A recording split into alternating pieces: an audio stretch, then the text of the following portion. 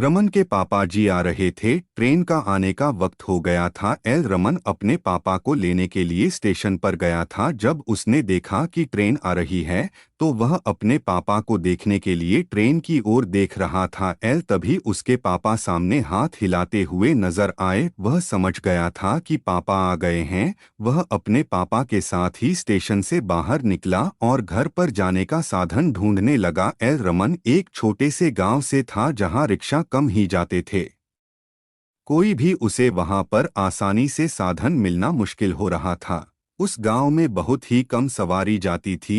इसलिए कोई साधन भी नहीं था। वह यही सोच रहा था कि मैं तो यहाँ पर आ ही गया, लेकिन पापा के साथ सामान भी तो उठाकर ले जाना पड़ेगा। इसलिए उसने अपने पापा से कहा कि मैं कोई साधन देख कर आता हूँ, जो हमें गांव तक छोड़ दे। उसके पापा ने कहा ठीक है, तुम जाओ, मैं यहीं पर तुम्हारा इंतजार करता हूँ। और रमन ने काफी देर लगा दी थी, लेकिन उसे कोई भी नहीं मिला था।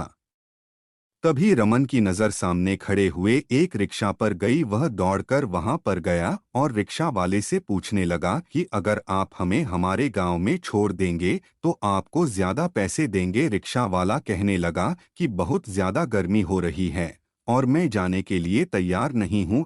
वह गांव भी बहुत अधिक दूरी पर है। रिक्शा वाला जाने के लिए मान ही नहीं रहा था। लेकिन लड़के ने कहा कि ठीक है, मैं और अधिक पैसे देने को तैयार हूँ अगर तुम चलने के लिए तैयार हो तो।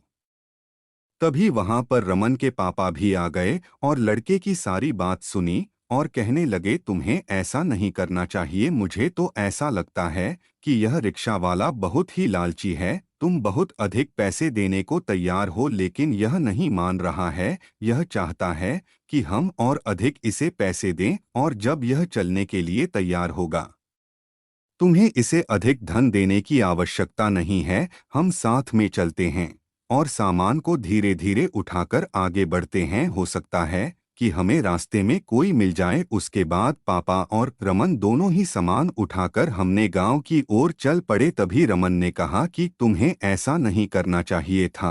अगर वह जाने के लिए तैयार ही नहीं है तो हमें उस पर कोई भी जबरदस्ती नहीं करनी चाहिए और ना ही अधिक धन देकर उसे लालच में डालना चाहिए, क्योंकि उससे उसका लालच बढ़ता जाएगा और आगे आने वाले समय में भी सभी को परेशान करेगा। अपने पापा की बात सुनकर रमन बहुत ही खुश हो गया था, क्योंकि वह ज्ञान की बातें उसे कोई नहीं दे पाया था। आगे से रमन ने ऐसा नहीं किया। जीवन में हमारे सामने मुश्किलें आती हैं, लेकिन मुश्किलों को हल करने से ही उनसे बचा जा सकता है। हमें यह बात भी याद रखनी चाहिए कि हमें जीवन में कभी भी लालच नहीं करना चाहिए।